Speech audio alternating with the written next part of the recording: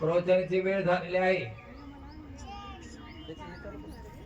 हरे राम राम राम हरे हरे, हरे कृष्णा कृष्णा कृष्णा हरे हरे, हरे राम राम राम हरे हरे, हरे कृष्णा कृष्णा कृष्णा हरे हरे, हरे राम राम राम हरे हरे, हरे कृष्णा कृष्णा कृष्णा हरे हरे. बोला पुंडलिका वरदे हरी विठ्ठल श्री देव तुकाराम श्री ज्ञानेश्वर माऊली महाराज की जय. गोपाल श्री कृष्ण भगवान की जय. सच्चिदानंद रविदास भगवान की जय. सब संतन की जय. ओम नमो जे आद्या वेद प्रतिपाद्या देजी संविद्या आत्मरूपा देवासु गणेशु सकला आरतीमती प्रकाशु मने निवृत्ती जासु अवधारी दोजी.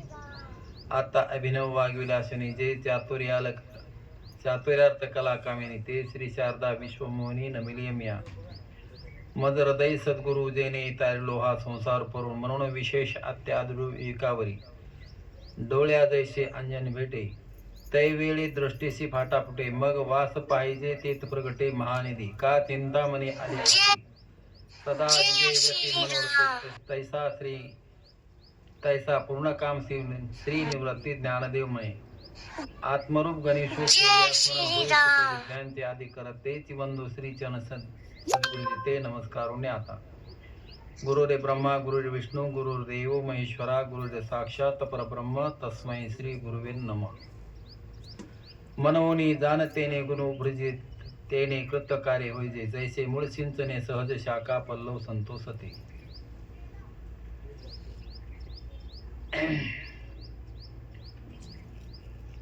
आता भगवंताच्या कृपेने सर्व साधू संतांच्या कृपेने प्रतिवर्षाप्रमाणे या ठिकाणी वर्ष 29वे वर्ष या ठिकाणी आरंभ होऊ लागलेला आहे. धर्मनाथ बीज. धर्मनाथ बीज म्हणजे धर्माचे त्या ठिकाणी पालन करणे, धर्माची वृद्धी करणे, धर्माची जोपासना करणे.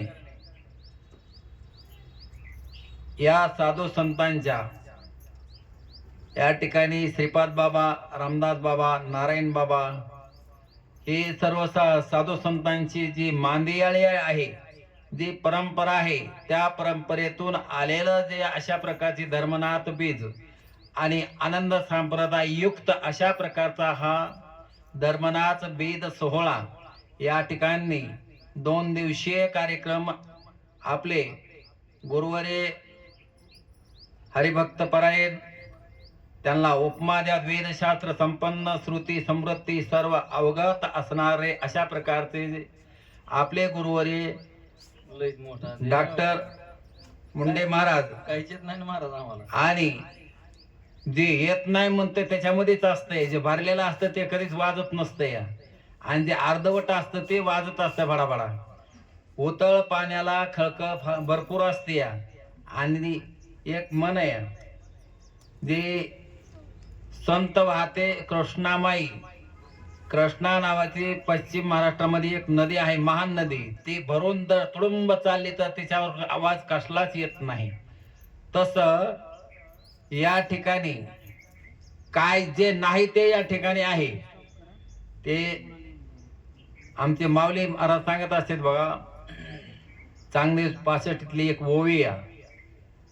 तर ती ओवी नाही ते चित्र द्यावी ती, म्हणजे जे जे नाही जे पदार्थ सुग्रण एक माऊली असते, ते माऊली आपल्या आवडत्या मालकाला म्हणा, आवडत्या प्रेमाच्या पाहुण्यांना म्हणा, लेकरांना म्हणा, जे नाही ते पदार्थ कुठलं तरी काहीतरी उष्णपासन आणून म्हणा, काही बी म्हणून सही, काही बी करून सही, नाही ते पदार्थ त्या ठिकाणी जेवायला वाटते. तसं त्यांनी आता खरं सांगायचं माझ्याकडं बोलायला शब्द नाहीत त्यांच्याकडे, कारण त्यांचं जे ज्ञान आहे, भगवान परमात्म्याचं ज्ञान जे आहे, हे ज्ञान अवाच्य आहे, म्हणजे वाच्यानं त्याचं प्रतिपादन करता येत नाही अशा प्रकारचं जे ज्ञान आहे. कारण वेद शास्त्र संपन्न वेदाला जे आता संध्याकाळी पण तोच विषय होणार आहे.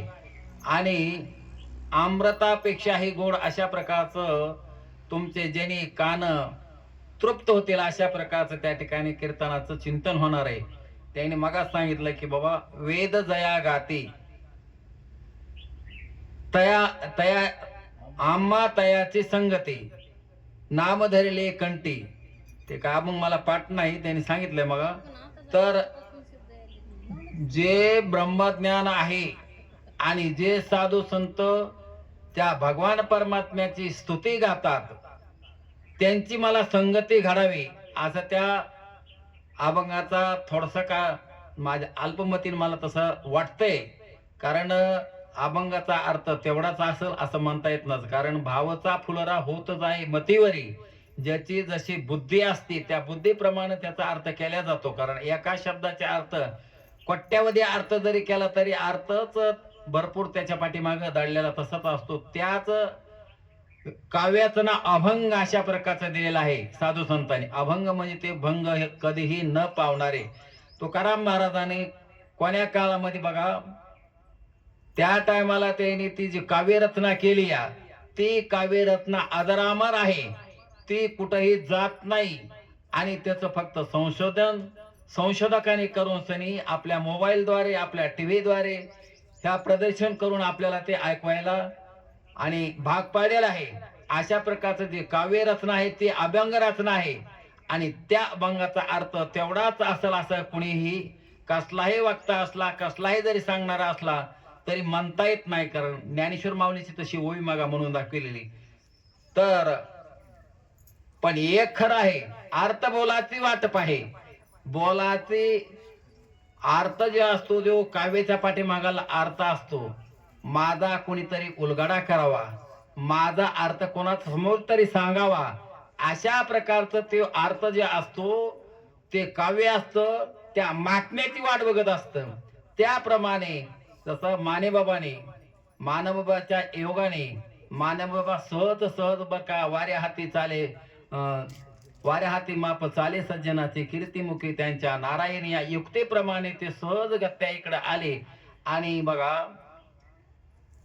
आळंदी सारख्या ठिकाणी तीर्थक्षेत्राच्या ठिकाणी ऋषिकेशच्या ठिकाणी जाऊन सनी जे अध्ययन करावं लागतं, अध्ययन करायला त्या ठिकाणी घरदाराचा त्याग करावा लागतो. आणि घरदाराचा त्याग करून त्या ठिकाणी ते विद्या अभ्यासली जाते, त्याला ब्रह्मविद्या असे म्हटलं जातं.